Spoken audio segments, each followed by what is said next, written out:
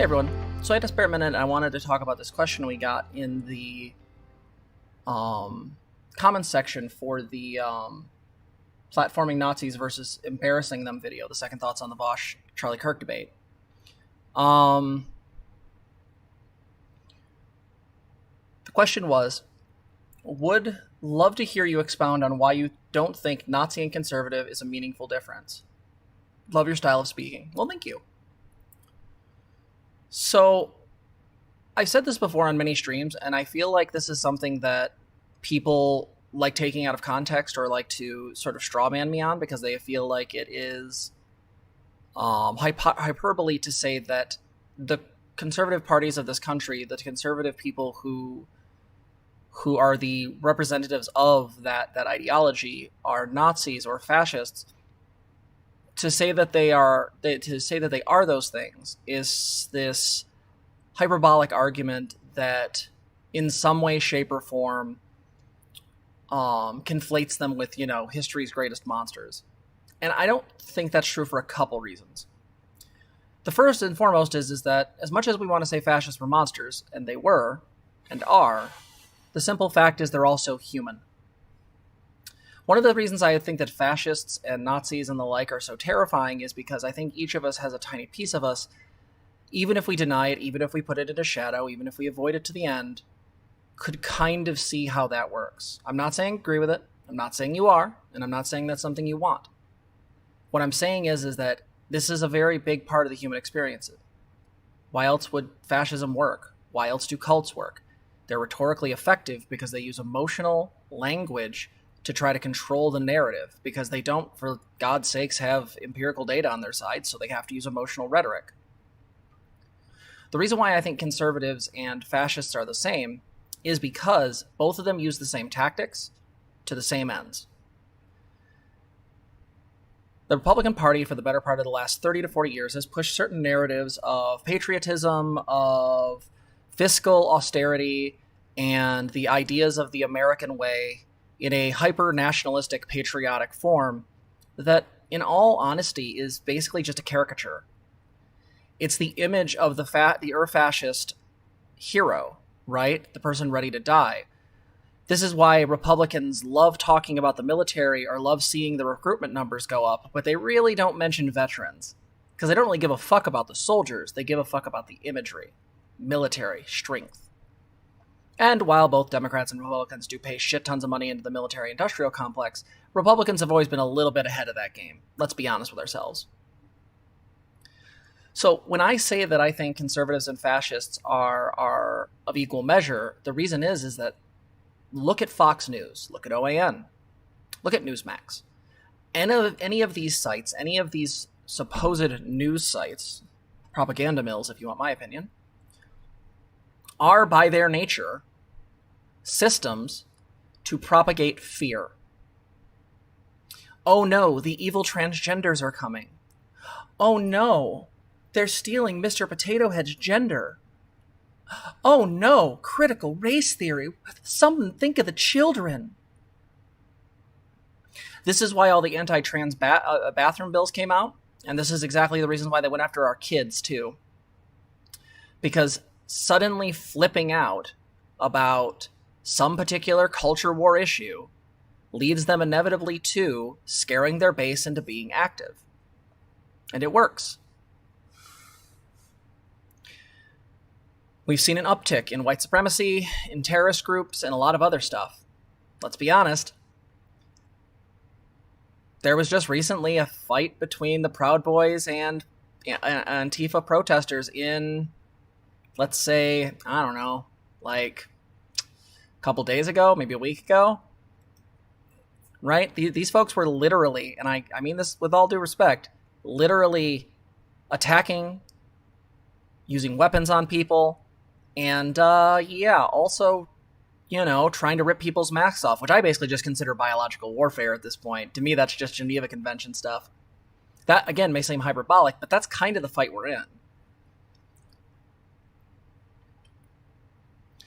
So the reason why I don't think there's a meaningful distinction or a meaningful difference between conservatism and fascism is because there's only one thing I can ever find that separates them, And it's this. The GOP will make pretenses to caring about democracy.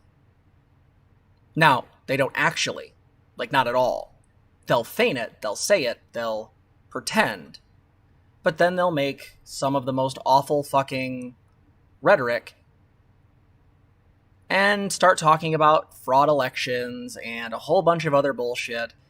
And then they'll start putting a whole bunch of anti-voting bills in to start fucking with, obviously, low-income people, black people, LGBT people who, at least in case the trans folks, tends to be lower income. And so, yeah, they don't give a fuck about democracy. They literally never have. If they did, they wouldn't have accepted the win from the Supreme Court in 2000. That wasn't a democratic decision. That was a top-down decision. If they actually gave a shit about democracy, do you actually think they would have accepted that? No. But they have no principles. The simple fact of the matter is that by all rights, conservatism has become something of a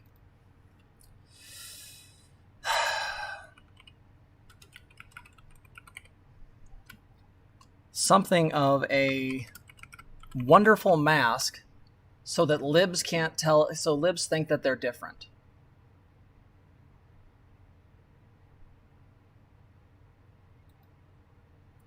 And this is problematic because when they believe this...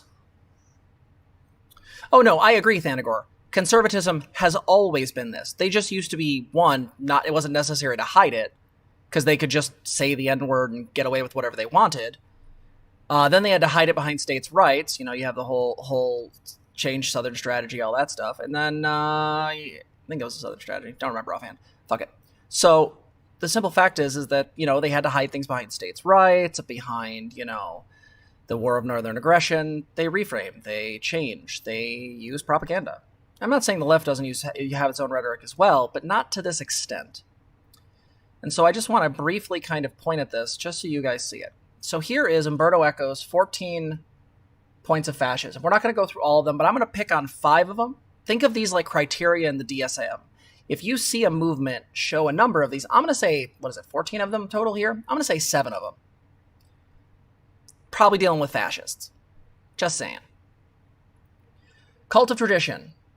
Characterized by cultural syncretism, even at the risk of internal contradiction.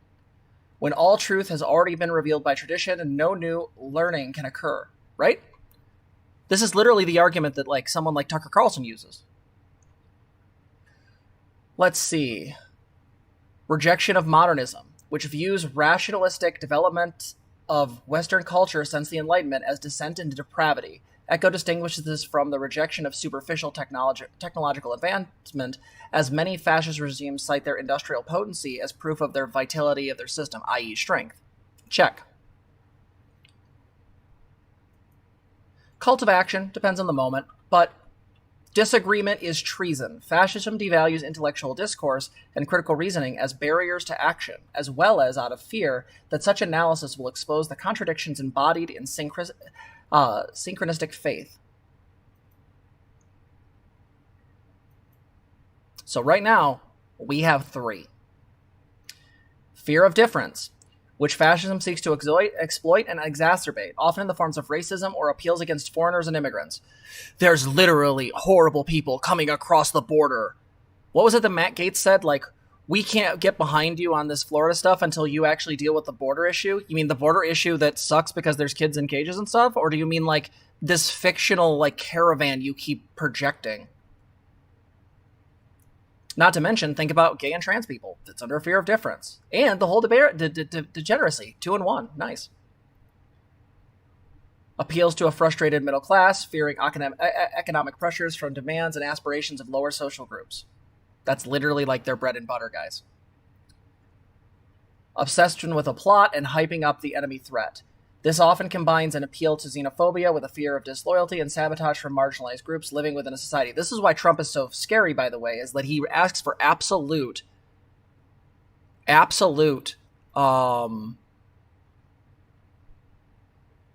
loyalty. And if you break that loyalty, he drops you. And the joke is he shows no loyalty to any of his own cronies. So right there we have 1, 2, 3, 4, let's see, 4, 5. War's gotten unpretty lately, so that's a thing. Contempt for the weak, again, the poor, trans people, fill in the blank, that's true. Machismo, the masculine is good and feminine is looked as bad. Again, like literally Charlie Kirk walked out at the TP USA conference and basically told a bunch of young girls that they basically need to be brood mares. So how many is that? That's 5, that's 7. I don't need to go through more. The common will, they love doing this shit. Right? I speak for the silent majority. You don't speak for shit. Newspeak, they like to get rid of language because less language you have, the easier it is to not describe your experience. That's why they make fun of all the genders. Because if you don't have the language to describe being non-binary, or you don't have the language to describe what your sexual preferences are, inevitably what happens is you can't really explore that because you don't have wording for it. Or at least it's really hard to. Because just remember, Nazis are degenerates. Let's be very clear on this. My point with this is that conservatism and fascism are really just like on the same sliding scale. Just like increasing the booby size on your modded version of Skyrim, fascism's just the further end of that scale, but they still add together. The difference, as I said, is that conservatism pretends they care about democracy. Fascists assume they already are a democracy and that they speak for the hidden will. Thus, they never need to do democracy because they already always are doing the people's will. Do you see how that works? How that self-justification works? This is why we make the argument that Stalin, Mao, and a number of other fun countries and their leaders are also fascists. Because despite the aesthetics of a different political system, they are by definition still fascists. They follow most of these criteria. So I hope that answers Reptile Dad's question, but I figured this would be a nice quick little thing to talk about. So there'll be more on this soon. We're going to have the Conservatives as Pathology document being worked on soon. Anthers is behind that, so love you, Anthers. Thank you for being willing to compile that. I sent you some new links today for some fun add-ons. But, yeah. Hey, everybody. Thank you so much for watching. If you like this video, please like, comment, and subscribe. You can also ring the bell if you want to be notified of our videos. If you want to help the channel, you can donate at streamlabs.com/transgirltherapist/tip. You also can become a patron at patreon.com/transgirltherapist. For as low as $3, you can support our channel. Thanks for watching.